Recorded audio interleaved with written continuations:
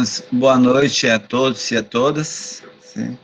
Em primeiro lugar, eu gostaria de agradecer o convite de Ana Paula, né, professora agora da Universidade Federal do Amazonas, para poder ter esta experiência, não, nesta roda de conversa com vocês sobre essa temática da experiência docente em espaços não formais. Sim?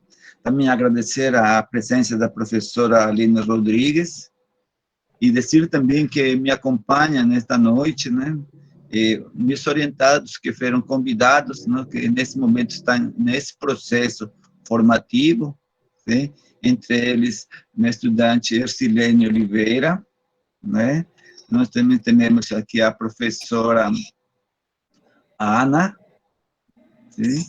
E também nós temos a professora Sâmia. Sim? Eu convidei mais duas pessoas, mas ainda eles não chegaram. Sim? Mas daqui a pouco, provavelmente, eles vão estar se apresentando. Sim? E também devo dizer para vocês que quando a gente faz este tipo de eventos, a gente sempre faz um registro. Sim? Quando o nosso evento era presencial, a gente fazia fotos, mas hoje a gente grava o evento, sim? Então, só estou colocando a todos vocês isso para, com sua permissão, a gente poder ir desenvolvendo a nossa atividade. Bem, então eu vou colocar aqui um slide, sim? Na verdade, eu vou fazer uma apresentação, e vou começar dizendo, né, que foi muito, praticamente quando a Ana Paula colocou esse título, Experiência Docente em Espaços Não Formais, né, eu me enxerguei lá, né, nesse título, porque no percurso de minha vida, desde, eu diria, meu nascimento, né, sempre estive ligado, no, a esses espaços, sim? Mas, é claro que lá, quando estava, no, nos primeiros anos de vida, tudo isso significava para mim o ambiente natural, né? E quando eu transitei lá na universidade, e tínhamos também aspectos práticos, a gente trabalhava o que nós chamamos unidades de conservação. E já quando nós adentramos, sim, na pós-graduação, apareceu esta temática, não, do ensino de ciências em espaços não formais. Então, para a gente ter, assim, uma ideia dessa experiência, de como a gente chegou no ponto onde que nós estamos, eu vou fazer um breve percorrido de minha vida acadêmica. Sim, acredito que isso é muito importante, porque vocês, como professores, também estão fazendo esse percurso, e eu quero mostrar para vocês como a gente, nesse percurso, a gente vai deixando o que nós chamamos rastros, pegadas. Bem, então, eu sou professor da Universidade do Estado do Amazonas e trabalho no programa de pós-graduação em Educação e Ensino de Ciências na Amazônia, e nós, dentro desse programa, temos um grupo de pesquisa que se chama GPCEPS, que significa Grupo de Estudo e Pesquisa em Educação e Ensino de Ciências em Espaços Não Formais. Então, na primeira parte lá do grupo, diz Grupo de Estudo e Pesquisa, sim? E aí, quando a professora Ana Paula falou que vocês, né, para chegar neste momento, fizeram muitas leituras, é a mesma coisa que a gente faz no nosso grupo, sim? A gente primeiro estuda, né? Por exemplo, grupo de estudo. A gente treina, a gente vai atrás da fundamentação teórica. E depois, com essa base, a gente vai fazer a pesquisa. Também devo dizer que E nosso grupo, não, do qual eu sou líder, sim, e que está registrado, não, este grupo na CAPES, nós temos vários facilitadores, e neste ano temos 3, a professora Ana Márcia, a professora Elaina Vega e a professora Sâmia. Sim? Então, nós temos 3 que trabalham junto comigo. Sim? E também, um pouquinho, vou falar mais na frente, mas aqui no slide, nós temos o endereço de nosso site, sim? Que é ensino-de-ciência-webnode.com.br. Mas, nesta semana que passou, nós compramos o domínio do site e ele vai mudar, vai tirar esse webnode e vai ficar ensino-de-ciência.com.br. Tá? Só estou alertando para, caso vocês desejem um pouquinho mais na frente, entrar no nosso site, mas pelo momento está com esse endereço. Ok. Então, como o título de nossa conversa, experiência docente em espaços não formais, né? Então, quando fala do docente, a gente está falando do professor, não? E aqui eu coloquei primeiro, então, o que é ser professor, sim? Então, tem essas definições aqui, ser professor é muito mais que exercer uma profissão, dar aulas, aplicar e corrigir provas. Ser professor é uma profissão que exige muito esforço, preparo, conhecimento, pesquisa. Pedro Demo disse que a gente não pode ensinar se você não faz pesquisa, porque senão você é um repassador de conhecimento. Sim? Então, também, não, essa profissão de professor exige muito tempo e dedicação, sim? Mas ainda que requer compromisso e comprometimento. Então, quando ele diz que precisa compromisso, precisa de tempo, é porque a gente, quando trabalha como professor no ensino, sim? Nesse processo de ensino-aprendizagem, é que você vai pegar, sim? Mentes, você vai pegar pessoas, e aí você vai trabalhar com eles em determinada área do conhecimento. Sim? Mas, não, quando ele diz que a gente tem que ter um comprometimento, significa que eu, professor, estou interessado no aspecto formativo de meus estudantes, né? E, claro que vocês podem se perguntar, mas como que a gente pode fazer isso com uma aula de 50 estudantes? Essa é uma boa pergunta, né? É muito difícil. Sim? A gente trabalha mais com 25, acredito que já é mais suave, e o professor pode conhecer, entre aspas, mais ou menos aos estudantes com os quais ele se relaciona, porque cada um de vocês tem seu histórico de vida.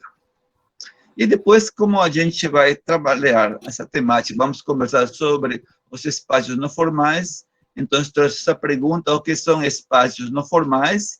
E aqui eu trago a definição de Jacobussi, que diz que qualquer espaço diferente da escola onde pode ocorrer uma ação educativa. Sim?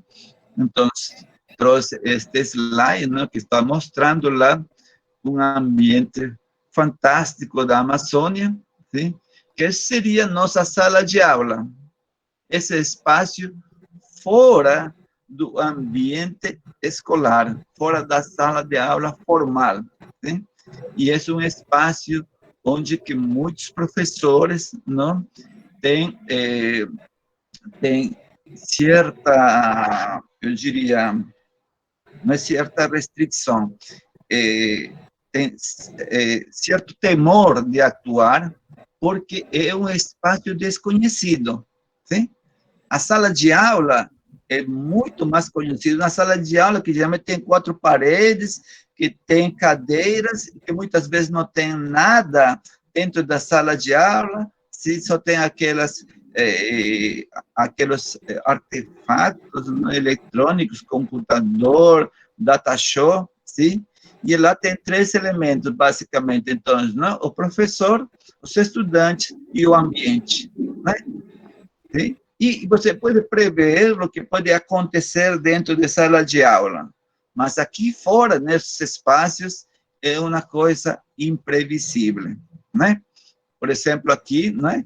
Olha, a gente é que vai fazendo a adaptação do que você vai trabalhar. Então, nós estamos numa praia aqui no meio de Solimões, e você pode ver, não, essa cadeira comprida lá onde estão sentados lá os estudantes, estão sentados os fiscais da praia, estão sentados lá os moradores de uma comunidade. Eu estou aqui no lado esquerdo, de bonecinho, né, explicando lá aos estudantes os aspectos de preservação e conservação dos quelônios que foram trabalhados em uma temporada reprodutiva. Bem, então, sim, a gente então já tem aquela, sabemos que faz um professor, sabemos que são os espaços não formais, e aqui a gente vai fazer vou fazer um pequeno percorrido de minha vida acadêmica, sim, para mostrar, não, como que eu cheguei lá nesse ponto. Então, coloquei aqui professor pesquisador, o percorrido, não? O caminho que eu segui. Então, não vou falar da minha vida lá na educação infantil, nem no ensino fundamental, nem no ensino médio, vou iniciar, vou fazer um recorte e vamos a iniciar na universidade. Então, eu estudei lá em Peru, sim? Na Amazônia Peruana, na Universidade Nacional da Amazônia Peruana, que se chama, a sigla está aqui no slide, se chama UNAP. Sim? E esta é a cidade universitária, que desta universidade, que está localizada na cidade de Iquitos, né? Na parte da Amazônia. Bem, quando eu finalizei minha graduação em Ciências Biológicas, sim? Eu tive que fazer uma tese, que é chamado aqui TCC, nós fazemos uma tese. Sim? Então, lá, fui para uma reserva, está vendo o slide da direita, na parte superior? Sim? Então, esse é um ambiente lá da reserva, que se chama a Reserva Nacional Pacaya Samiria, onde eu fiquei 2 anos para coletar dados, para fazer lá minha tese, para obter meu grado, meu título de biólogo, sim? Aí eu trabalhei com a reprodução do tracajá. Ok. Depois que eu terminei lá, postulei para a universidade, para a UNAP, eu consegui entrar lá e fui admitido na carreira acadêmica, sim? Lá nesta universidade, no curso de Ciências Biológicas. E lá eu fui a ministrar aula, sim? Ministrar aula em disciplinas como zoologia geral, manejo de parques nacionais, manejo de fauna silvestre, entre outras disciplinas, tá? É porque eu estou fazendo esse percorrido para dizer a vocês, sim, que olha bem, eu tive uma formação de biólogo e não tive uma formação de pedagogo. Sim? E depois vou fazer uma reflexão sobre isso um pouquinho mais na frente. E aqui, no, quando, de pronto, no, nessa ânsia de superação, sim? E eu vi a necessidade, não? Já que estava não na instituição acadêmica, de a gente fazer um percorrido um pouco mais longe. Sim? Então, visualizei fazer um mestrado. Só que lá, naquela época, a minha cidade não tinha mestrado. O único mestrado mais perto que a gente tinha era aqui no Brasil, na cidade de Manaus. Sim? E aí, eu fiz toda a tramitação, né? E eu vim para Manaus e vim para estudar no Instituto Nacional de Pesquisa da Amazônia, o INPA. Sim? E lá eu fui a fazer meu mestrado em ecologia. Sim? E nesse mestrado em ecologia, sim, eu fui a trabalhar lá no Rio Guaporé e fiz uma dissertação sobre hábitos alimentares lá de uma comunidade de quelônios. Aí depois eu retornei para a minha universidade, trabalhei 3, 4 anos e novamente, sim, tive esse desejo de continuar mais na frente. E aí eu quis fazer meu doutorado. E aí, novamente, eu retornei para Manaus. e fui fazer meu doutorado novamente em ecologia. Sim? E aí eu fui aqui no Meio Solimões, sim, perto de Tefé, na Reserva de Desenvolvimento Mamirauá, onde que eu fiz lá minha tese de doutorado com a IASA. Então, muitos de vocês conhecem todos esses animais, esses quelônios que eu estou falando, até porque muitos de vocês já comeram sua carne e seus ovos. Bem, então, nesse percorrido, sim, de minha vida, depois de ter terminado meu doutorado, houve um concurso aqui na Universidade do Estado do Amazonas, em 2001. Aí eu postulei, aí eu ingressei lá no curso de pedagogia. Em aquela época era normal superior, hoje se chama curso de pedagogia. Sim? E lá eu vim iniciar lá meu percorrido sobre na área de docência, sim? Como professor. E olha que coisa interessante, sim? Aí em 2005, não? Foi criado lá na Escola Normal Superior o mestrado em ensino de ciências na Amazônia, um mestrado profissionalizante. Então, o que aconteceu? Sim? E nesse mestrado profissionalizante e nesse curso de pedagogia, eu iniciei lá, sim, já, como se diria, não? Bem focalizado minha tarefa de professor. Mas a coisa interessante de a gente pertencer a esse curso de pedagogia foi que no currículo da pedagogia, o normal superior naquela época, sim, o eixo que conduzia a formação dos estudantes era de ser professor pesquisador, sim? E aí a gente se pergunta como que pode ser um professor e pode ser pesquisador ao mesmo tempo. Sim? Esse é algo que você vai descobrindo pouco a pouco durante seu percurso acadêmico. Ok.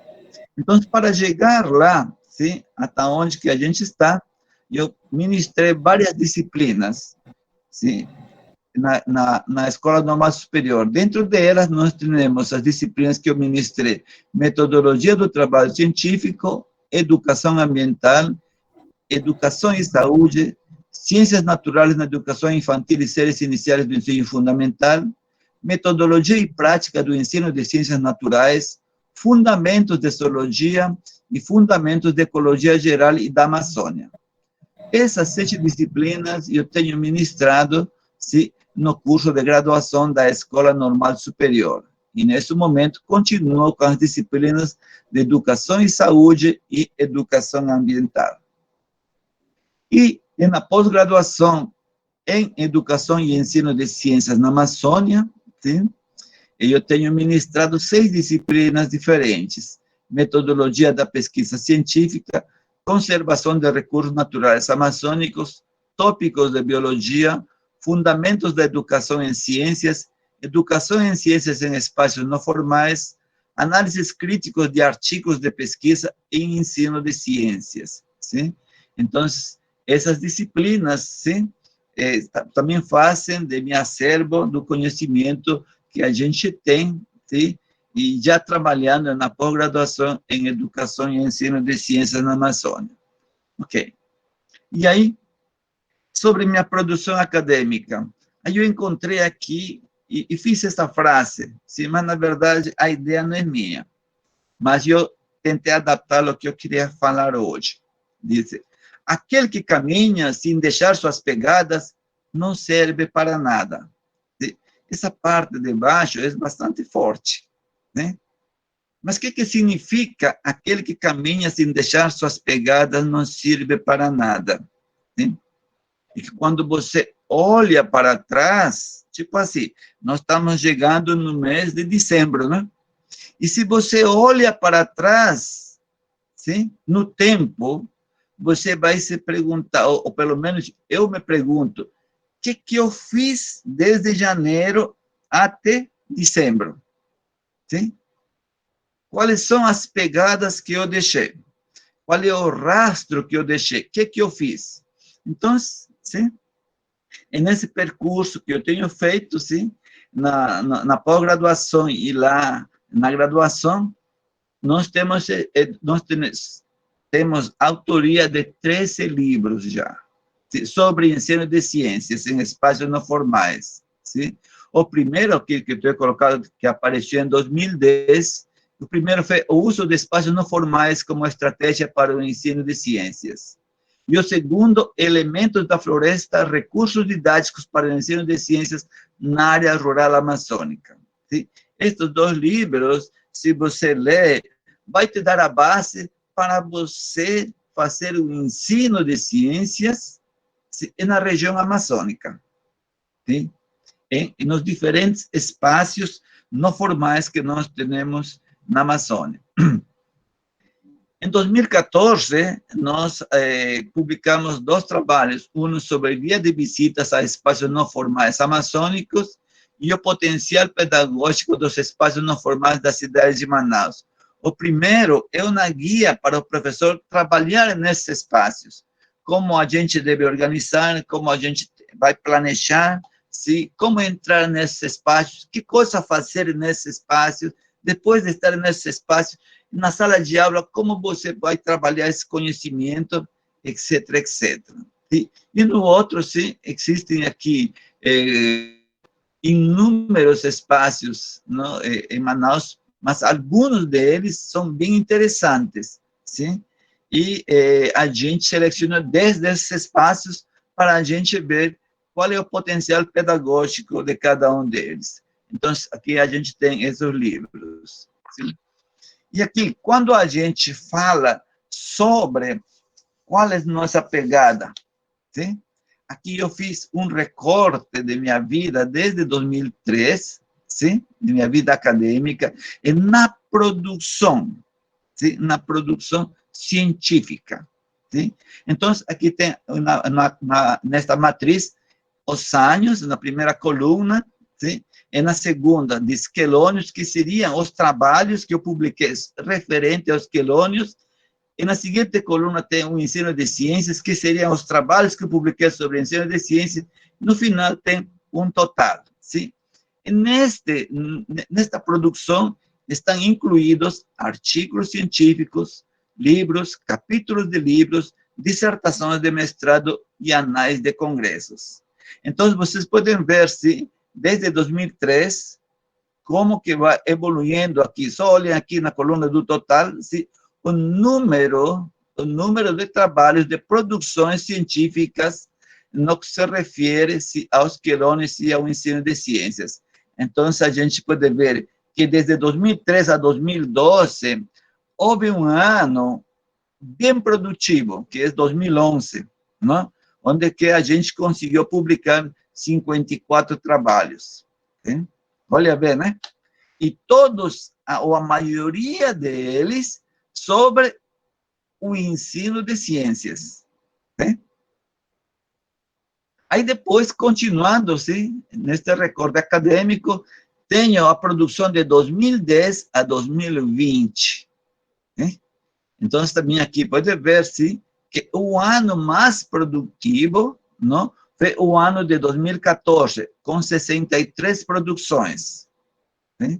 Então, cada ano, não, tem uma variação dos trabalhos, né? Sim? E essa é uma coisa bem interessante, porque esta produção seria minha pegada, sim? Porque quando eu vou embora, sim? O que vai ficar? Vai ficar, sim, na história da ciência, os livros que eu escrevi, minha participação nos congressos, os estudantes que eu orientei, os capítulos de livros que eu produzi. Isso que vai ficar, sim? Não vai ficar aquele negócio que eu fui coordenador do programa, diretor da escola, reitor da universidade. Essa é a história. Isso é uma coisa temporária. O que vai ficar vai ser aquela produção que você fez. Bacana. Então, aqui fiz um resumo das minhas pegadas, sim? Então, desde 2003 a 2020, eu tenho produzido, junto com um conjunto de autores, 141 trabalhos científicos, 13 livros, 81 capítulos de livros, 31 dissertações de mestrado e 141 anais de congressos, trabalhos em anais de congressos. Sim? Olha, vê, o que mais me gusta desta informação é o seguinte, não é o número de artigos e de anais do congresso, é o número de pessoas que eu formei. 31 mestrandos, sim? Isso que me dá muita alegria. Formei 31 pessoas, não é? Então, isso vai ser como a gente vai falando, esse é um legado que vai ficar quando a gente vai embora. Sim? E aqui, só para chamar a atenção de vocês, quais são minhas referências? Sim? Poderia iniciar dizendo o seguinte, somos o produto da formação realizada pelos nossos professores. Sim? Cada professor que passa, que nos ensina, ele deixa sua pegada conosco. Sim?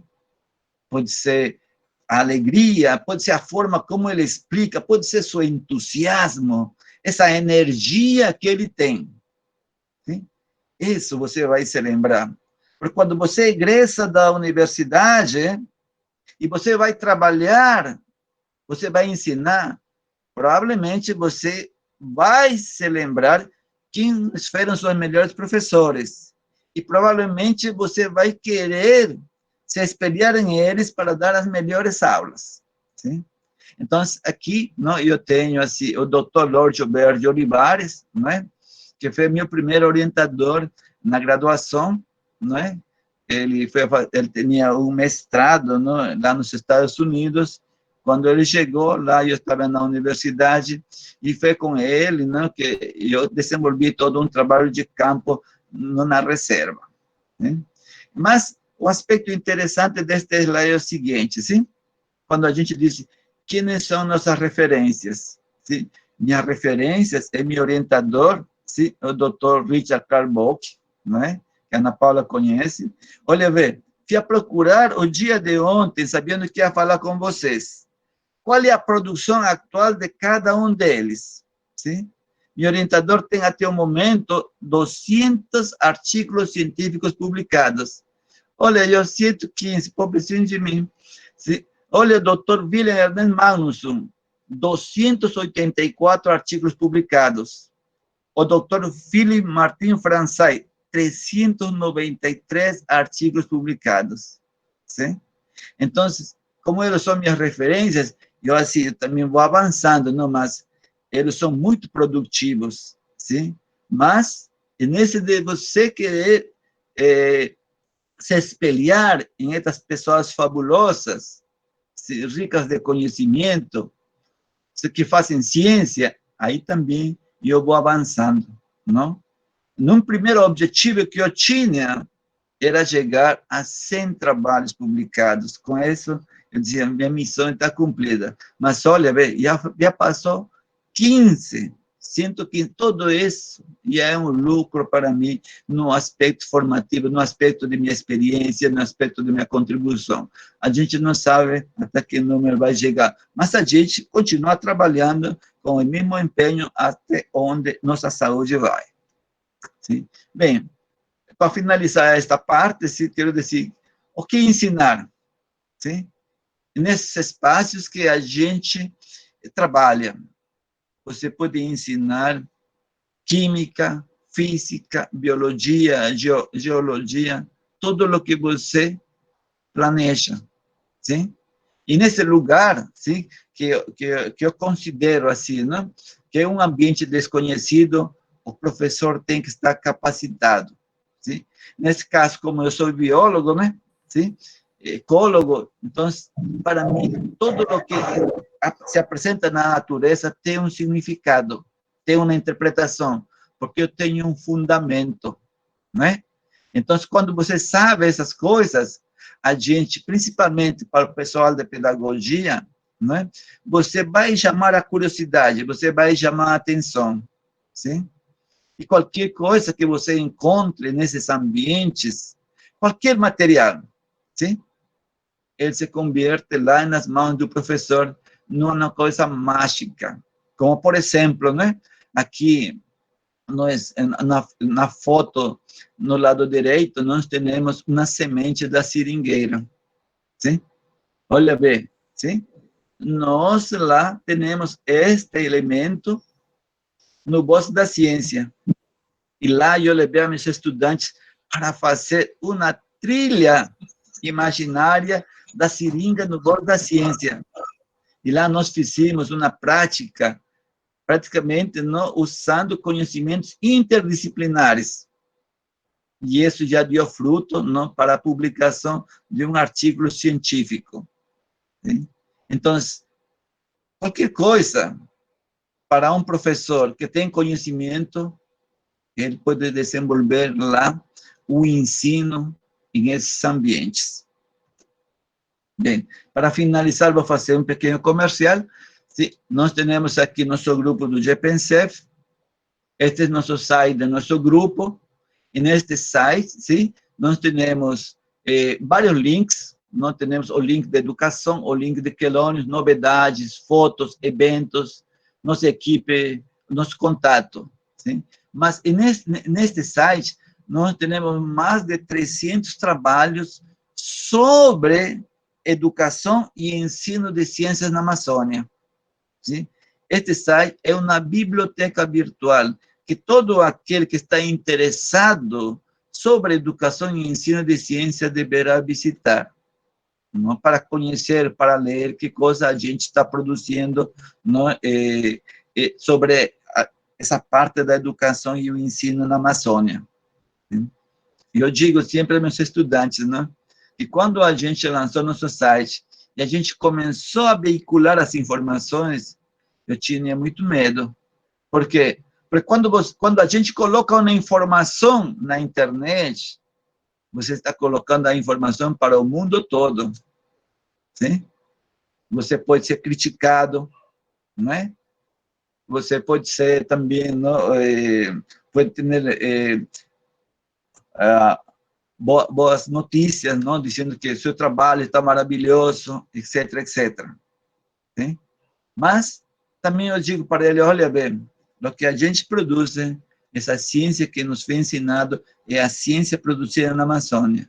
Pode ser que não seja uma ciência do primeiro mundo, mas é a ciência que nós estamos cultivando, e é claro que tem todo um processo de amadurecimento para a gente chegar um pouco mais na frente. Então, também nós temos nossos meios de divulgação, nós temos nosso canal no YouTube, onde que assim, as palestras que a gente dá, assim como agora, eles vão parar lá, depois que a gente edita, não é? Nós temos também o Instagram, temos o Facebook, e nós temos nossos sites, né? Então, nós temos todos esses meios de divulgação do trabalho que a gente faz com o nosso grupo dentro do programa de pós-graduação em Educação e Ensino de Ciências na Amazônia. Bom, então, basicamente, isso queria trazer para vocês, não, dessa minha experiência docência em espaços não formais, sim? Isso é um resumo, mas nós estamos prontos para estabelecer um diálogo. Muito obrigado e vamos continuar.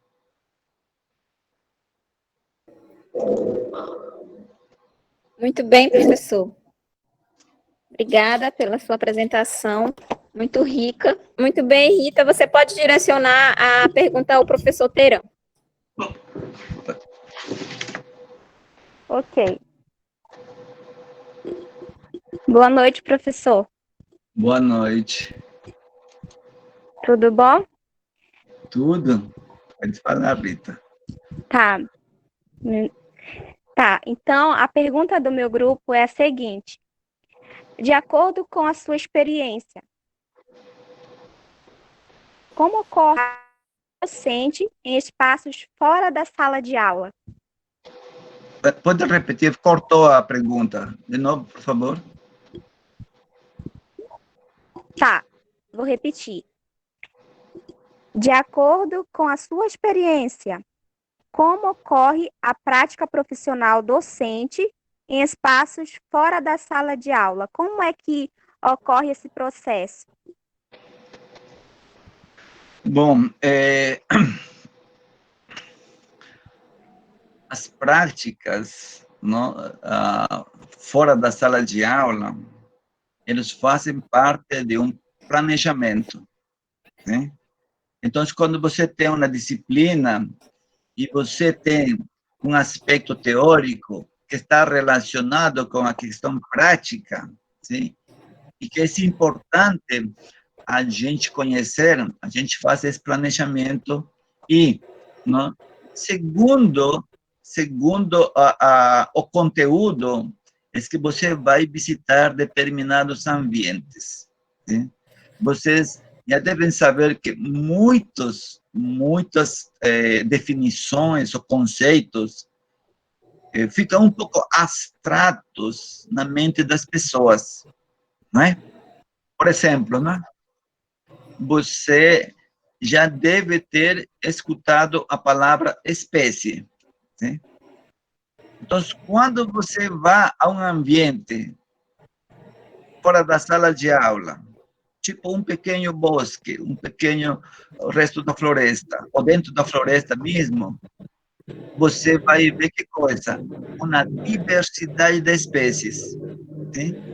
E aí, junto com os estudantes, você pode trabalhar o conceito de espécie, porque você está observando diversas espécies e você pode focalizar lá esse conceito. Isso não vai ficar uma abstração.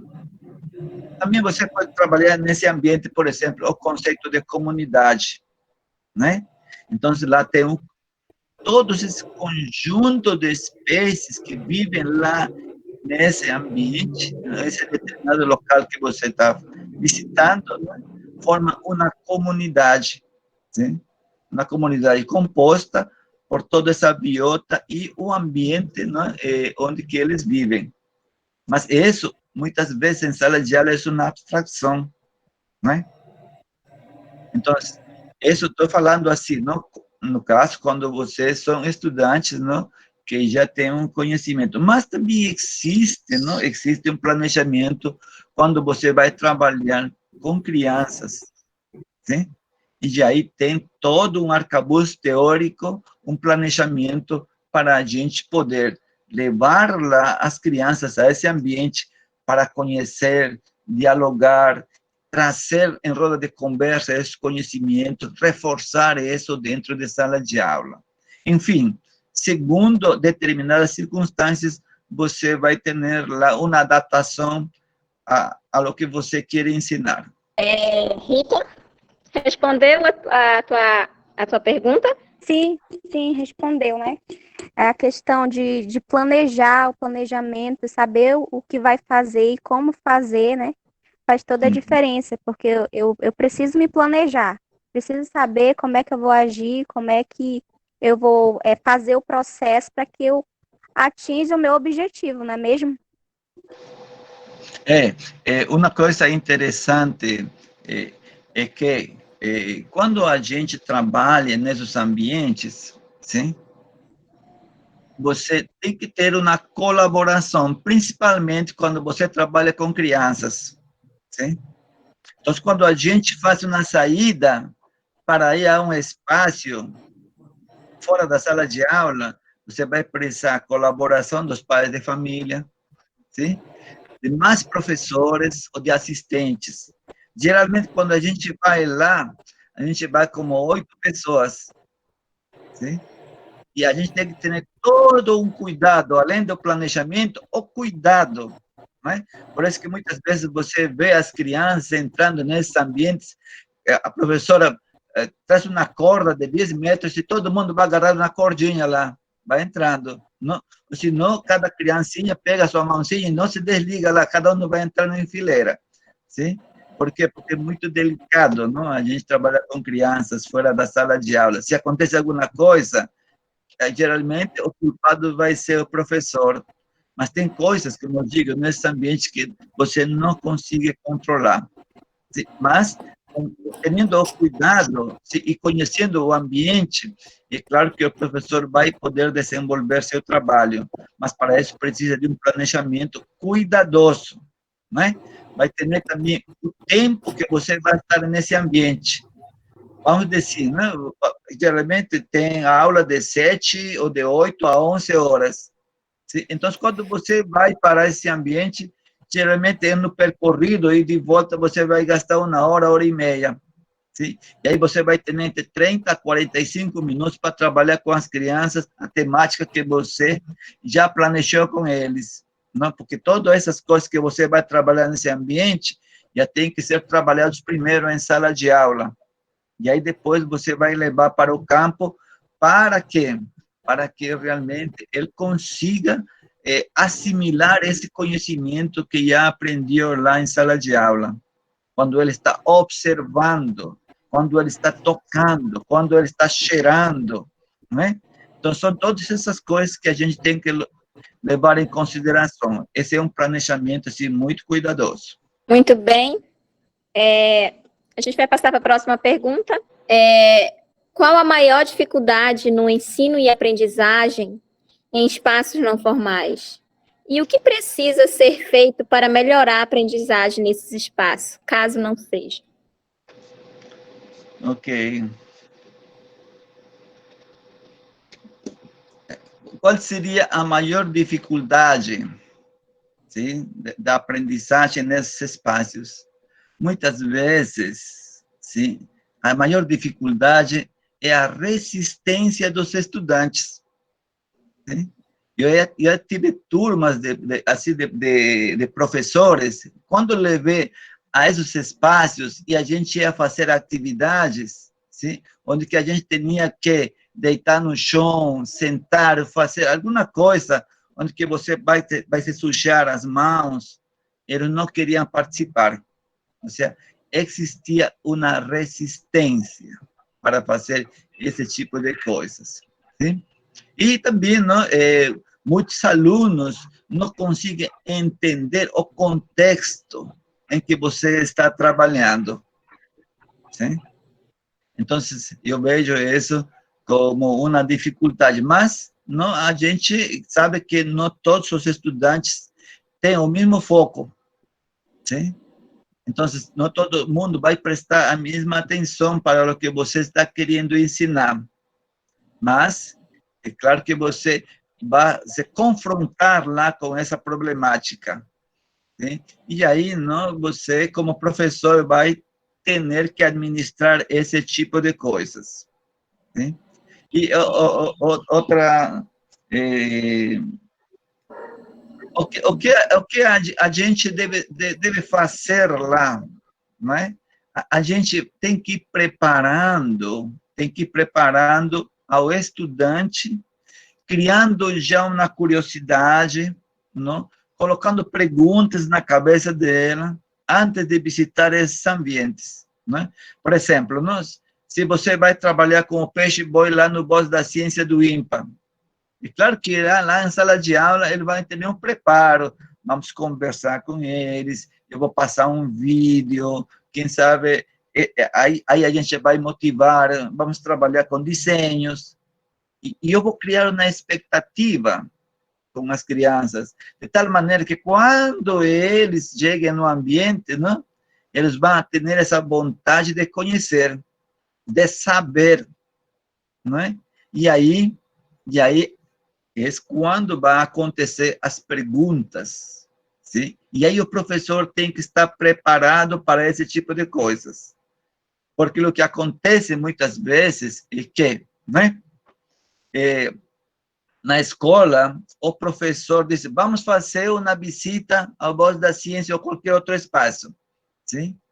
E aí o estudante diz, vamos de passeio, não é? Por isso, inclusive, tem aquela terminologia que a gente utiliza de aula-passeio.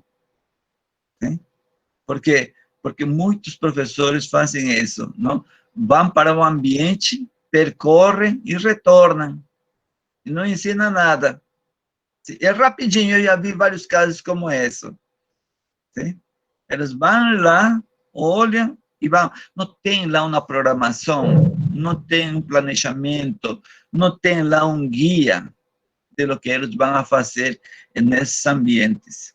¿sí? Entonces, es bem interessante a gente se planejar, né? Motivar o estudante, porque muitas vezes essa é uma oportunidade ímpar. Às vezes isso acontece uma vez ao ano na escola, né? E quando eles chegam na universidade e perguntam se conhecem, aí eles se lembram. Se aconteceu com vários estudantes, né, que se lembraram de ter visitado lá o Bosque da Ciência, por exemplo. Mas quando está bem planejado lá, sim, aí dá esses espaços, não?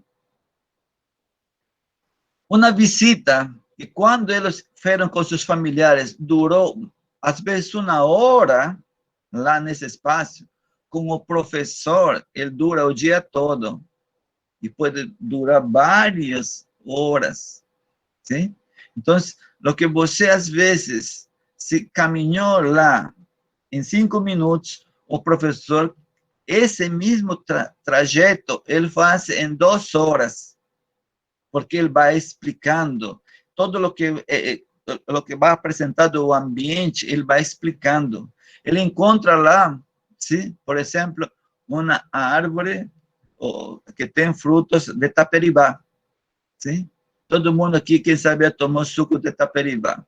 Então, lá quando ele encontra a árvore de taperibá, vai perguntar primeiro para os estudantes que árvore é essa. E a grande maioria desconhece, sim? Aí depois, quando você fala o nome, sim, eu tomei um suco, sim? E aí você vai explicar a eles, não? Que tipo de animais usam os frutos como alimento. Aquele cheiro, quando cai o fruto no chão, que ele exala, para que serve? Sim? Para que serve lá a corteza daquela taperibá? Em que período ele flora, produz flores? Em que período ele frutifica? Ele tem frutos. E assim você pode fazer um percorrido, sim? Se você encontra, por exemplo, não é? A semente da seringa, ou encontra lá a árvore da seringa, aí você tem uma longa história para contar, não é? Porque a seringa faz parte da história da Amazônia, faz parte da exploração dos recursos naturais amazônicos, sim? E aí, quando você trabalha com isso, você pode trabalhar com a conservação e preservação da floresta amazônica. Você pode trabalhar com os produtos da seringa, não? A fabricação lá de quê? De luvas, de camisinhas, de pneus, sim? Esse processo de transformação, você pode trabalhar no ensino de química, você pode trabalhar, sim, a geografia, a distribuição lá da espécie em toda a região amazônica. Enfim, né? São muitas coisas que você pode fazer, mas o que acontece é tipo assim, né? Quando o professor não planeja e leva aos estudantes dentro do ambiente, e de pronto, sim, quando eles estão caminhando lá numa trilha, cruza lá, por exemplo, um roedor. E aí os estudantes perguntam, professor, que coisa é isso? Que animal é isso? Ou você vê um bando de macacos lá nas árvores. Professor, que macaco é esse? Como se chama? Aí o professor não sabe. Aí ele faz como se ele não escutaria. Sim? Às vezes ele manda calar a boca, o estudante, cala a boca, não fale. Sim? Porque ele não sabe. Então, por isso que muitas vezes os professores não levam os estudantes a esses espaços, porque são ambientes desconhecidos. Você tem que ter um fundamento, você tem que saber que coisa vai fazer, você tem que ter um guia, você tem que estudar, tem que conhecer em que paradas ou que temáticas você vai trabalhar para explorar ao máximo aquele ambiente. Porque depois que você vai para lá, você vai retornar com esse conhecimento para dentro da sala de aula. e você vai reforçar lá com a teoria, ou você vai fazer aquilo que nós chamamos essa roda de conversa, para trocar essas informações. Quem sabe tem perguntas aos estudantes que vão continuar pesquisando lá sobre esse assunto. Enfim, são tantas coisas que podem ser feitas. Eu creio que os meus alunos, né, os alunos da professora Aline, eles vão agregar muito conhecimento, né, a isso. Obrigada, viu? Ok, Paula. Agradeço também teu convite, né, para a gente falar sobre a experiência docente em espaços não formais. A professora também, Aline Rodrigues, todos os estudantes que fizeram os questionamentos, né, e decide assim, né, que a gente, quando trabalha nesses espaços, isso é uma experiência gratificante, né? Principalmente quando a gente desenvolve suas atividades numa cidade grande como Manaus, né? Onde que a gente está prédios, né, de engarrafamentos. Então, ir a esses espaços é uma questão assim que além de a gente conseguir aprender cada vez mais, ter mais experiência, é uma coisa que relaxa, sim? Que você faz uma coisa diferente, não, da sala de aula, que muitas vezes o estudante ele se sente como numa gaiola dentro da sala de aula. Já nesses espaços ele tem mais liberdade, sim? Ele pode observar e a gente pode analisar se esse estudante ele tem paciência, se ele sabe fazer registro, se ele sabe observar. Se ele não sabe essas coisas básicas, precisa ensinar em sala de aula. Porque eu já observei assim, eu disse para um estudante, observa durante 5 minutos que coisa fazem as formigas. Ele máximo aguentou 1 minuto de observação. Sim? Porque ele não está acostumado, né? A gente está acostumado a toda coisa rápida. Sim? Toda na velocidade, nos jogos, sim? Na televisão, enfim, várias coisas que hoje, né, quando liga o computador, se ele às vezes demora 30 segundos, parece uma eternidade, né? Então, nós precisamos cultivar isso, e principalmente, não, os estudantes que estão em formação, né, que vão trabalhar com aqueles que ficarão mais tarde, não, em substituição a nós, sim? Que a gente, quando eles estão já no mundo profissional, não, nós estaremos caindo fora do campo, né? Sim? Nós vamos estar fazendo já outras coisas, sim? Mas, então, novamente reiterando nosso agradecimento também aos estudantes presentes, sim? E a gente se vê até a próxima. Muito obrigado. Boa noite, gente. Obrigada, viu? Obrigada, Ana Vamos Paula. manter contato sempre.